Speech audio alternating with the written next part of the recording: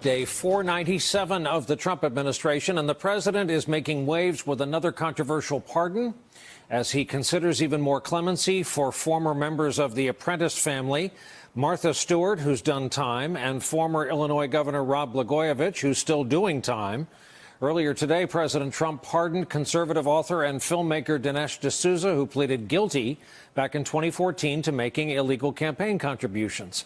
At the time, D'Souza argued he was being politically targeted because of his opposition to President Obama.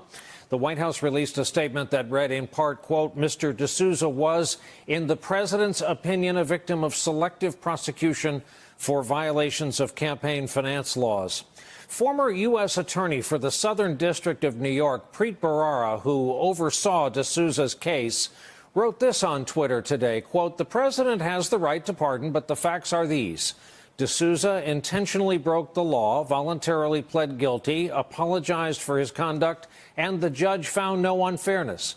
The career prosecutors and agents did their job, period.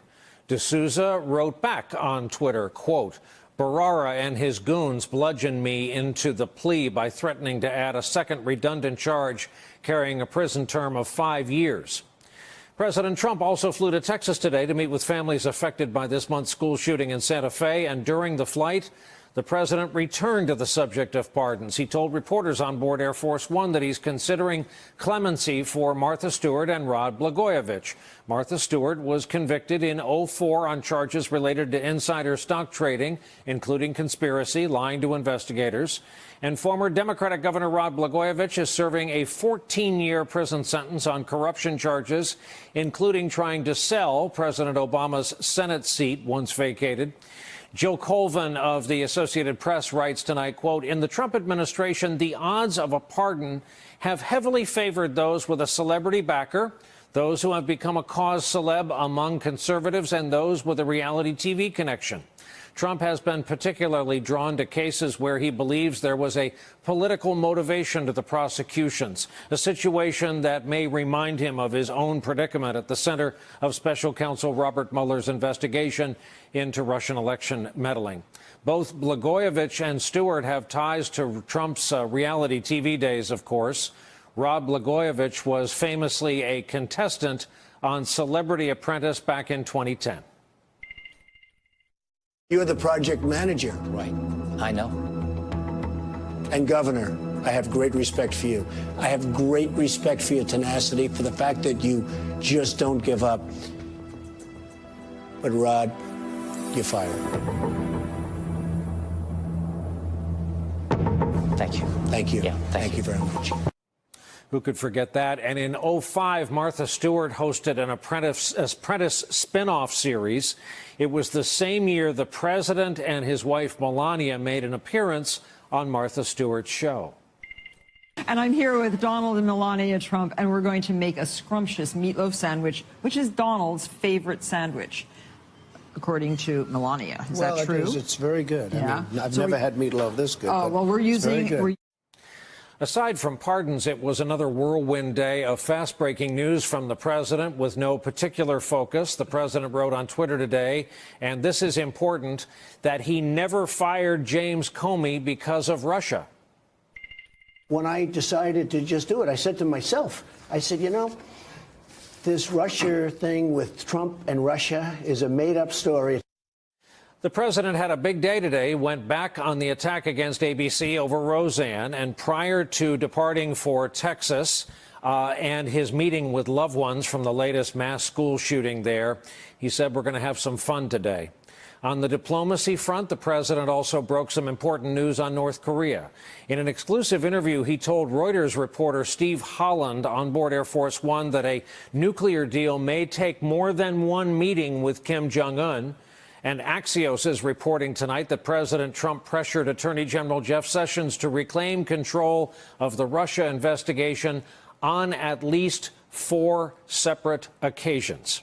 Well, with all of that, let's bring in our leadoff panel for a Thursday night. We welcome to this broadcast the aforementioned Steve Holland, the veteran White House correspondent for Reuters. Sam Stein returns with us, politics editor for the Daily Beast. The aforementioned Jill Colvin, White House reporter for the Associated Press. And Michael Steele, pretty much a veteran of everything, including former chairman of the Republican National Committee. Welcome to you all. Sam, I'd like to begin with you. Based on the strength of your journalism and headline today, the headline on your latest piece reads, "The formula for a Trump pardon: reward celebrity and punish thy enemies." Sam, what on earth could you mean by something like that? Well, we were trying to divine what the formula was, because this is definitely an unorthodox presidential pardon pattern that we're seeing here.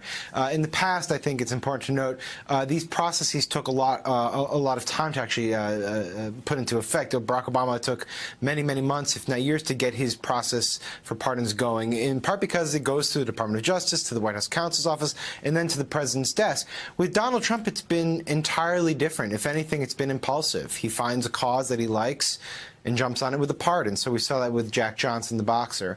But by and large, what we see are people who are quasi-celebrities in his sort of weird universe of politics, entertainment, reality TV. And so today was just a whirlwind. The Dinesh D'Souza pardon came out of nowhere, but it is something that was put on his radar by Ted Cruz. It's something that conservative activists have bemoaned. It's something that he himself has talked about privately with aides, comparing it to Rosie O'Donnell and donations that she made that were over the legal limit. Totally different thing. But still, it's something compared to. And then the stuff with Martha Stewart and Rod Blagojevich all tied into The Apprentice. So it was a whirlwind day. It was a little bit crazy. And trying to make sense of it, there's only two threads. One was that his enemies get punished and his celebrities get the benefit. And Jill, even staying in your lane as a straight-up day-to-day Deadline journalist, you kind of put it into categories today, noting that this lacks the usual rigor, the usual process we've seen in pardons and acts of clemency. Yeah, as Sam was saying, the way that this is supposed to work, the way it's traditionally worked in other White Houses, is that there's actually an office within the Department of Justice, an attorney there who's supposed to handle pardons. It often takes years to vet these cases. It's supposed to go first through that office, then it heads off to a deputy attorney general who's supposed to then refer cases to the president. Now, there are hundreds, sometimes thousands of these cases that are brought to the Justice Department, and there's supposed to be a very thorough process of looking at who deserves clemency. The Obama administration, for instance, made a priority of trying to give pardons, or at least grant reduced sentences to low-level drug offenders who'd committed nonviolent crimes. The president has obviously gone about this entirely differently. I mean, not just the announcement today on Twitter about D'Souza, but yesterday. It was just yesterday that Kim Kardashian, the reality TV star, was at the White House, not just visiting Jared Kushner, but also in the Oval Office posing with the president to talk about another case involving a woman. She stumbled upon this woman's story on Twitter, and was there asking the president to reduce her sentence. So this is really a very strange way going about things, where the president will, his first pardon was for Joe Arpaio. That was somebody who was a big campaign supporter, who appeared with Trump at his rallies. The president didn't even wait for Arpaio to be sentenced before deciding to issue that pardon. So it's just a whole different ballgame. Or as we call it, Jill, just an average week in the life of this presidency, which brings me to my old friend, Steve Holland. Steve, we'll talk about your conversation with the president on North Korea specifically later in the broadcast, but I'm looking at the whirlwind day you had, especially having made this flight out and back to Texas with him. You had subject areas: Comey, North Korea, pardons, trade war, to use the president's own tweet, these shooting victims that were in the background. Can you describe his state of mind on board that airplane en route to this day? Well, Brian, he's in a very good mood. He feels like things are going very well with North Korea. The U.S. economy is doing well. We went into this trip thinking it was going to be a nothing burger, because it was just a couple of closed fundraisers in Houston and Dallas. But little did we know that we were going to get so much news out of the president. We were surprised that he brought up Rod Blagojevich and Martha Stewart as possibly getting pardons. But he is in a very good mood. You can tell he's upset with Jeff Sessions about the whole Russia collusion investigation, but he is moving on, and he feels like he will eventually get out of that. When, we don't know. But he did have an emotional meeting in Houston with the families and those impacted by the shooting at Santa Fe High School. He told us he was deeply moved by that. Now, whether that will lead to any action to change the situation, that was left unclear, but he did have a very lengthy meeting with these people. Michael Steele, you used to run this party. We've just sorry for that vivid reminder. We just talked about Kim Kardashian in the Oval Office yesterday. The members of the Apprentice family are in the news today. A dandy recipe there for a meatloaf sandwich. Does any of this look familiar to you? Is this just, as I said to Jill, an average life? Is this an average life of this presidency? Average life for Trump. It's, you know, this is playing out just as we drew it up back in 2010. Sure. Yeah, we forecasted. You this. knew it. We knew it. But this is the deal. This is a reality TV presidency, and everything is an episode. Every day is an episode.